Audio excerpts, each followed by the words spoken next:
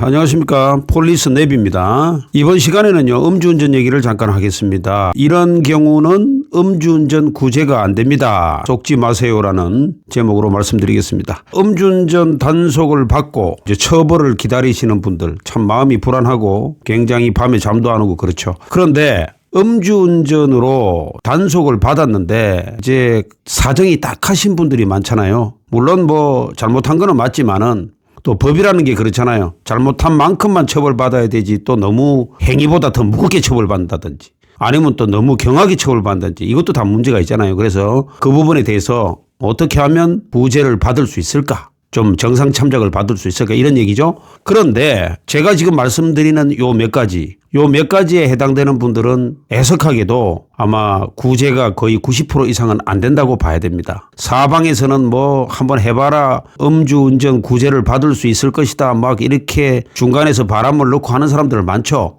그런데 정확하게 말씀드리면 90% 이상이라고 말씀드렸습니다. 이런 경우에는 거의 포기하시는 게 낫습니다. 그래서 한번 말씀을 드리겠습니다. 첫째, 초범 여부입니다. 음주운전으로 처벌받고 구제를 받으려면 일단 초범이어야 됩니다. 만약에 옛날에 한 번 음주운전 전과가 있다. 이러면 거의 안 된다고 봐야 됩니다. 그래서 초범이냐? 요걸 따집니다. 뭐 초범이면 실수 한번 할 수 있다. 이렇게 볼 수 있는 거죠. 혹시 재범이다. 두 번째다. 세 번째다. 이진아웃이다. 삼진아웃이다. 이런 분들 있죠. 거의 안 된다고 봐야 됩니다. 예, 정상 참작을 받기가 어렵다. 그렇게 봐야 됩니다. 두 번째, 사고 여부입니다. 사고. 그러니까 음주 상태에서 단순 음주운전으로 적발이 됐느냐 아니면 사고를 병행해서 냈느냐 음주 사고냐 이겁니다. 그래서 구제를 받기 위해서는 음주해야 되지 단순 음주. 사고가 이렇게 동시에 일어난 경우는 거의 구제를 못 받습니다. 예, 그래서 음주 교통사고를 냈다 이러면은 구제 받기가 상당히 어렵다. 거의 포기하는 게 낫다 이 말이죠. 자, 세 번째 제일 중요하죠. 혈중 알코올 농도입니다. 농도. 0.03부터 0.08까지가 면허 정지잖아요. 그 다음에 0.08부터 0.2 미만.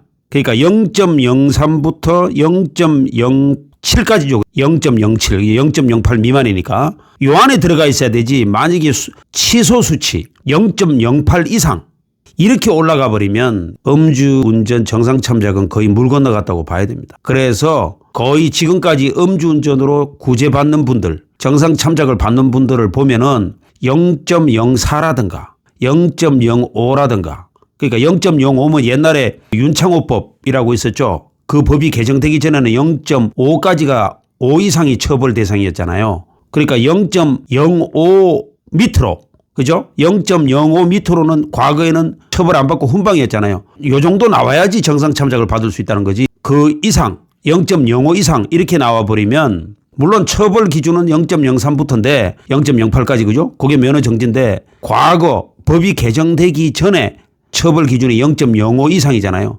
그러니까 최근에도 조금 구제받는 사람들 많지는 않지만은 혈중 알코올 농도가 0.03부터 0.05 미만 그죠? 0.05 정도까지. 뭐 요 정도까지는 정상 참작을 받고 구제를 받는 경우가 있지만은 만약에 혈중 알코올 농도가 0.05 이상 나와버렸다 그러면 이것도 구제받기는 거의 어렵다. 이렇게 봐야 됩니다. 네 번째, 운전거리입니다. 예, 운전거리. 예를 들어서 음주운전을 했는데 어떤 분은 5km 운전했다. 거의 물 건너갔습니다. 안 돼요. 그러니까 운전거리가 예를 들어서 이런 분들 있잖아요. 대리운전을 시켰는데 대리운전을 불렀는데 하도 대리운전 기사가 안 와가지고 이거 못 찾는 거 아닌가 이래가지고 자기가 살짝 운전해가지고 몇 미터 운전 안 하다가 걸렸다든지 이런 거 있죠. 그러니까 대리운전 기사가 못 찾는 줄 알고 잘 보이는 곳에 차를 대려고 한다든지 이런 거 있죠. 운전거리가 몇 미터 안 된다든지 100m도 안 된다든지 뭐 이런 거 있죠. 이런 경우는 정상 참작을 받을 가능성이 있겠지만은 벌써 키로가 넘어간다든지 1km가 넘어간다든지 이러면은 거의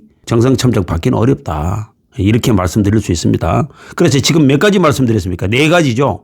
요 네 가지 사항을 말씀드렸는데 요 네 가지를 보통 정상 참작의 기준을 삼습니다. 그래서 여기에 한 가지라도 미달돼 버리면 조금 정상 참작 받기는 좀 어렵다. 이렇게 봐야 됩니다. 그래서 요 네 가지 한번 참고하시면 됩니다. 그리고 이제 다섯 번째. 만약에 요 네 가지가 기준 이하고 그런데 요거까지 있다. 그러면 구제될 가능성이 많습니다. 예를 들어서 직업, 운전을 직업으로 하는 사람이 있죠. 택배기사라든가. 만약에 면허가 정지된다든지 취소된다든지 그죠? 이런 분인데 운전 면허가 날아가 버리면 생계가 위협이 되는 분들, 생계가 달리는 분들, 직업적으로 버스기사라든가 택시기사라든가 택배기사 많죠. 그래서 운전을 업으로 하시는 분들, 이런 분이 있다면 더 구제될 가능성은 많다고 봐야 되겠죠. 그런데 아까 4가지 말씀드렸죠. 4가지의 저촉이 안 되면서 운전을 직업적으로 하시는 분들, 생계가 달리는 분들은 구제될 가능성이 많죠. 그러면 이제 부수적으로 이런 것도 이제 만약에 구제를 한다면, 정상 참작을 한다면 이런 것도